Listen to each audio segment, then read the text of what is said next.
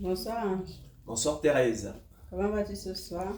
Par la grâce du Seigneur Jésus-Christ, ça va et toi-même? Très bien, par la grâce de Christ. Merci. Comment peut-on concilier dans l'entendement ces deux paroles antinomiques de l'Écriture? Et voici un homme s'approcha et dit à Jésus, Maître, que dois-je faire de bon pour avoir la vie éternelle?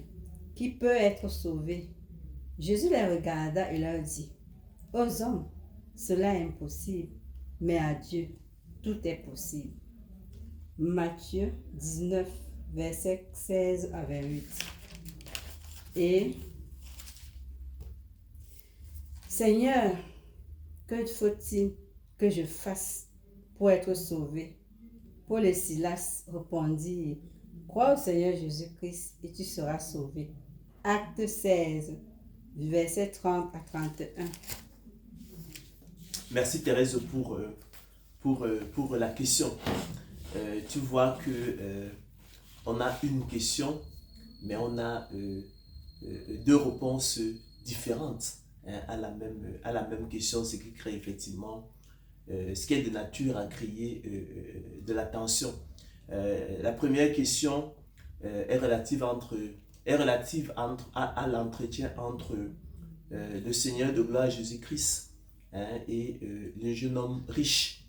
Le jeune homme riche, effectivement, qui s'approche de Jésus et qui lui pose effectivement la question de savoir que dois-je faire pour hériter de la vie éternelle. Et le Seigneur Jésus-Christ, effectivement, qui lui donne une réponse, et que à la suite de laquelle, effectivement, les disciples du Seigneur, à la suite de laquelle les disciples du Seigneur, en fait, reposent donc la question de savoir qui peut donc être sauvé. Et l'Écriture, et aussi bien Matthieu, Jean que Luc rapportent que le Seigneur les regarda et leur dit, aux hommes cela est impossible, mais à Dieu tout est possible.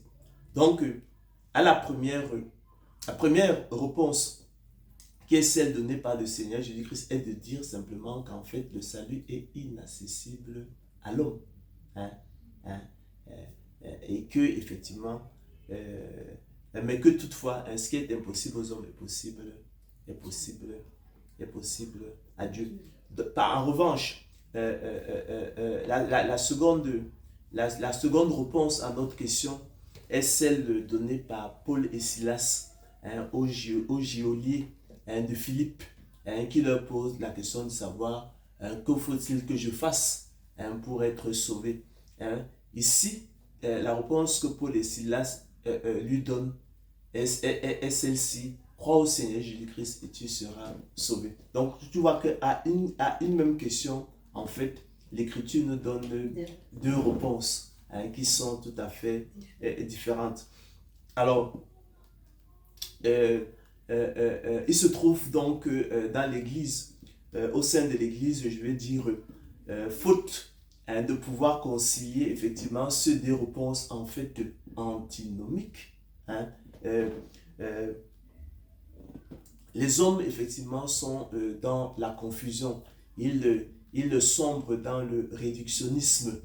Ils ont tendance effectivement pour les uns à ne retenir que ce que le Seigneur Jésus-Christ a dit, lui qui dit que en fait il dit à ses apôtres que aux hommes cela est impossible, mais à Dieu tout est possible. Donc ici le Seigneur Christ lui a insisté dans sa réponse sur on va dire la souveraineté de Dieu dans le salut de l'homme. C'est le sens en fait de sa réponse. Dans un autre contexte, il dira ne murmurez pas entre vous. Nul ne peut venir à moi si le Père qui l'a envoyé, si le Père qui m'a envoyé ne l'attire, et je le ressusciterai au dernier jour. Nul ne peut venir à moi si cela ne lui a été donné par le Père. Donc lui, il a mis l'accent en fait sur la souveraineté de Dieu. Et on doit l'admettre. On doit l'admettre on doit considérer cela comme étant effectivement la parole de Dieu. Mais on ne doit pas exclure en fait l'autre pan de la vérité, qui est celle effectivement donnée par Paul et Silas à la même question, eux qui diront à la même question de savoir que faut-il que je fasse pour être sauvé. Et la réponse que Paul et Silas donnent effectivement au jeu de Philippe, c'est crois au Seigneur Christ et tu seras sauvé. Donc dans la réponse de Paul et Silas, contrairement à la réponse du Seigneur Jésus-Christ, où lui, il a insisté davantage sur la souveraineté de Dieu, eux, en fait, ils insistent sur la responsabilité de l'homme. En fait, ils lui disent, crois au Seigneur Christ et tu seras sauvé. En fait, les deux réponses sont justes. Hein? De toute façon, il n'y a même pas de doute de penser qu'elles ne soient pas justes, puisque c'est le conseil de Dieu, c'est la parole de Dieu. Il faut bien se dire que effectivement elles sont justes. Et il faut plutôt essayer d'intégrer tout le conseil de Dieu, toutes ces vérités, toutes ces paroles pour avoir effectivement un aperçu global, général, complet, je vais dire total, du conseil de Dieu sur la question. Il faut donc plutôt intégrer toutes ces vérités et non sombrer dans du réductionnisme qui consisterait effectivement à ne retenir peut-être que ce que le Seigneur Jésus-Christ a dit, et puis, ou alors à ne retenir et rejeter ce que l'apôtre Paul et Silas ont dit, ou alors ne retenir que ce que l'apôtre Paul et Silas ont dit et puis rejeter ce que le Seigneur Jésus-Christ a fait. En fait, c'est ce qui se passe généralement dans l'Église. Donc, il y a donc deux clans antagonistes sur la question du salut qui vont se former, qui vont s'opposer. Et les uns vont effectivement ne retenir que la souveraineté de Dieu pour que dire qu'aux hommes cela est impossible. Effectivement, cela est vrai. Et puis les autres, cela n'est pas faux. Et puis les autres qui effectivement vont retenir que effectivement la réponse de Paul et Silas pour dire crois au Seigneur Christ et tu seras sauvé. Ça aussi, en fait, ce n'est pas faux. Mais comme je l'ai dit une fois dans un entretien précédent, citant ici Edgar Morin, il disait que le tout est dans la partie qui est dans le tout. Donc le tout est dans la partie qui est dans le tout. Donc il faut plutôt intégrer, il faut dépasser l'alternative et intégrer les vérités.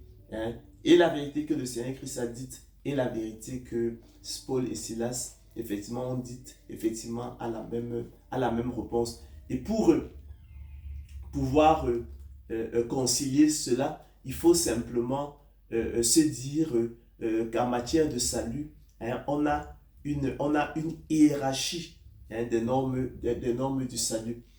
Donc au sommet de l'échelle, on a la souveraineté de Dieu, et puis au bas de l'échelle, on a la responsabilité de l'homme. Après, tout se comprend. Donc le Seigneur Jésus-Christ a tout à fait raison lorsqu'il dit qu'aux hommes cela est impossible, mais à Dieu tout est possible.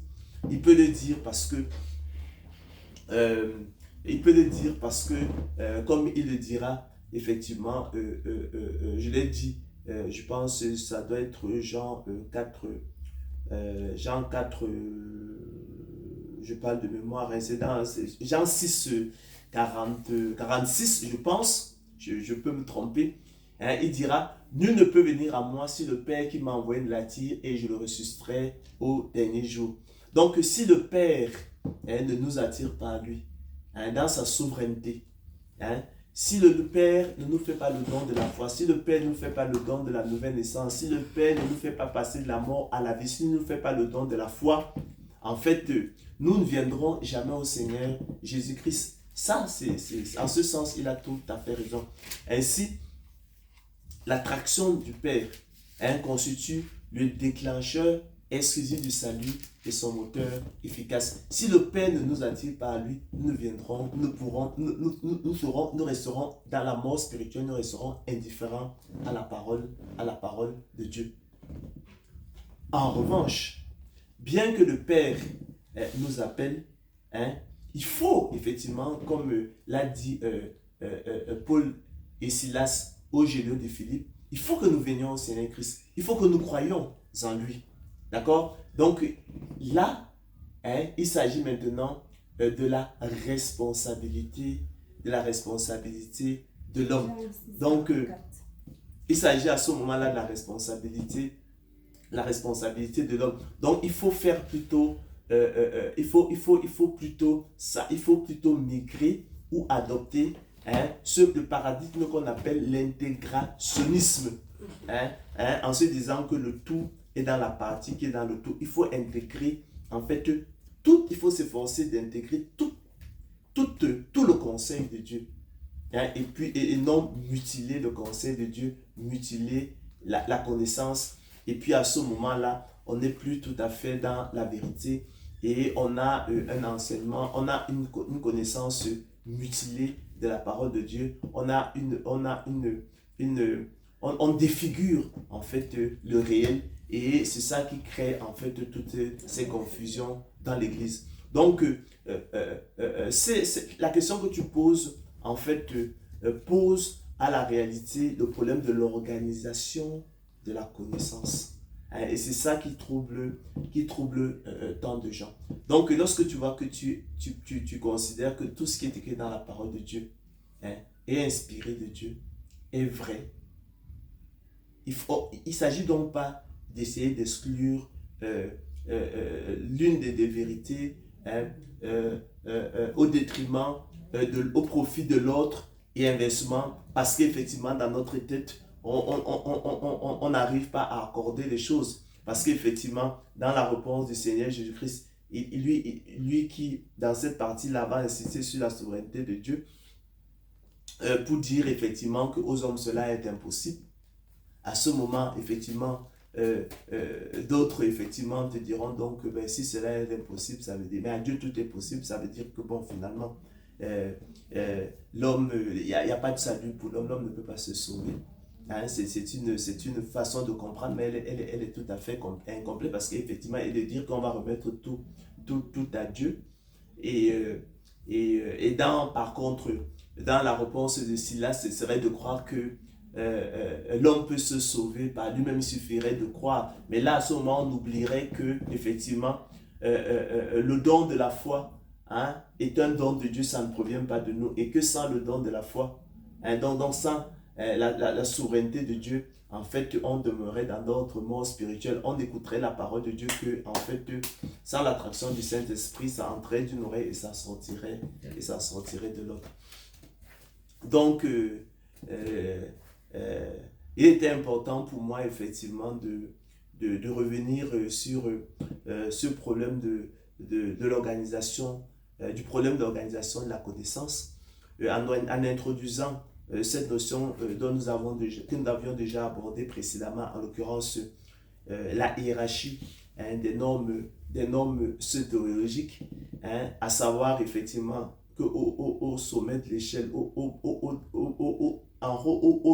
sommet de l'échelle, on a effectivement la souveraineté de Dieu. Et au bas de l'échelle, en fait, on a la responsabilité de l'homme. Et que les deux, effectivement, vont de pair. Donc, il faut se dire que au commencement, au début, on a donc la souveraineté de Dieu. Dieu qui, effectivement, dans sa souveraineté, sa pitié, sa faveur, sa miséricorde, attire efficacement ses élus à lui par le moyen du don de la foi, du don de l'esprit. Et que maintenant, revenu donc à notre bon sens, nous sommes, Dieu nous a rendus aptes et capables non seulement de discerner quelle est la volonté de Dieu, ce qui est bon, agréable et parfait, mais aussi de la faire efficacement de façon à accomplir l'esprit de la loi. Donc, à l'écoute de sa parole, nous pouvons donc l'accueillir avec joie, empressement et croire en lui. C'est ce qu'on appelle en d'autres termes, en fait, la persévérance des saints. Donc, nous sommes en cela ouvriers avec Dieu. Mais c'est Dieu qui part le moyen du don de la foi constitue donc le déclencheur esprit du salut et son côté efficace. Ça, effectivement, il faut par contre jamais l'oublier. C'est pourquoi on dira donc, en fait, les élus de Dieu n'ont aucun mérite dans leur salut. Parce que s'ils sont sauvés, certes, c'est parce qu'ils ont cru. Mais il faut se poser la question de savoir d'où vient leur foi. Leur foi est un don de Dieu. Dieu leur a fait le don de la foi. En revanche, ce don, selon le bon plaisir de sa volonté, non pas parce qu'il a vu une excellence particulière en eux, mais c'est selon son propre dessein. Et ce don de la foi, il en a privé les autres qui sont demeurés effectivement dans leur mort spirituelle. Voilà, Thérèse, ce que effectivement nous devons retenir à cet égard.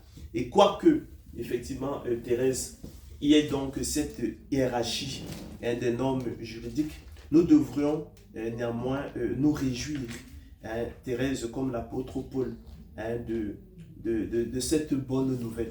Lui qui dira justement en Romains 8, 31, que dirons-nous donc à l'égard de ces choses, des choses excellentes? Que dirons-nous donc à l'égard de ces choses? Si Dieu est pour nous, qui sera contre nous? Lui, Romains 8, 31, il dira ceci.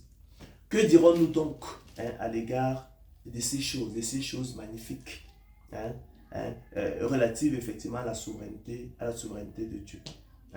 Si Dieu est pour nous, qui sera contre nous? Lui qui n'a point épargné son propre fils, mais qui l'a livré pour nous tous, comment nous donnera-t-il pas aussi toutes choses avec lui? Qui accusera les élus de Dieu? D'accord? C'est Dieu qui justifie. Qui les condamnera? Christ est mort, bien plus, il est ressuscité et il a assis à la droite de Dieu et il intercède pour nous. Qui nous séparera de l'amour de Christ? Sera-ce la tribulation ou l'angoisse ou la persécution ou la faim ou la nudité ou le péril ou l'épée, selon que l'est écrit, c'est à cause de toi qu'on nous met à mort tout le jour, qu'on nous regarde comme des brebis destinées à la boucherie. Mais dans toutes ces choses, écrit l'apôtre, nous ne sommes plus que vainqueurs par celui qui nous a aimés. Car j'ai l'assurance, dit-il, que ni la mort, ni la vie, ni les choses, ni les anges, ni les dominations, ni les choses présentes, ni les choses à venir, ni les puissances, ni la hauteur, ni la profondeur, ni aucune autre créature ne pourra nous séparer de l'amour de Dieu manifesté en Jésus-Christ notre Seigneur. C'est cela, Thérèse, la bonne nouvelle, la grâce de Dieu. La souveraineté de Dieu constitue la bonne nouvelle de la grâce de Dieu. Parce que dans sa souveraineté, il nous fait le don de l'esprit, il nous fait passer de la mort à la vie avec lui. Et on a de nouvelles aspirations. On a l'amour de Dieu. Et parce qu'on a l'amour de Dieu, on a la faim de Dieu. Nous prenons plaisir à écouter sa parole. Nous prenons plaisir à lui être agréable. Nous sommes comme Joseph. Et c'est pourquoi, effectivement, parce que nous sommes revenus à notre bon sens, et nous sommes affranchis du péché, il est évident que, effectivement, nous allons persévérer à l'écoute de sa parole. Nous n'allons pas endurcir nos cœurs, mais nous viendrons vers lui. Et c'est cela, la bonne nouvelle, intéresse la souveraineté de Dieu, la bonne nouvelle d'élection de la grâce, la bonne nouvelle de la prédestination des élus de Dieu au salut. Nous devons simplement donc maintenant affermir notre vocation et notre élection. J'espère qu'avec cet énième entretien, Thérèse, sur le problème de l'organisation de la connaissance, la hiérarchie des normes théologiques, qu'effectivement nous avons levé tous les obstacles dans l'entendement, dans l'esprit des uns et des autres. On dira également donc que tout est dans la méthode. Tout est dans la méthode. Il faut rejeter le réductionnisme et plutôt adopter l'intégrationnisme. À cet égard, il y a un penseur qui disait que la méthode est pour l'esprit ce que les machines sont pour les bras. Tu sais que il y a certains fardeaux, il y a certaines charges que nous ne pourrions remuer avec nos bras. En revanche, avec l'aide de machines, nous accomplissons des prodiges, nous accomplissons des miracles. Et encore, en fonction de la machine, hein, l'exercice pourrait être plus aisé ou pas. Donc, on dit donc que la méthode est pour l'esprit ce que les machines sont pour nos bras. Merci, Ange. C'est moi, Thérèse, qui te remercie.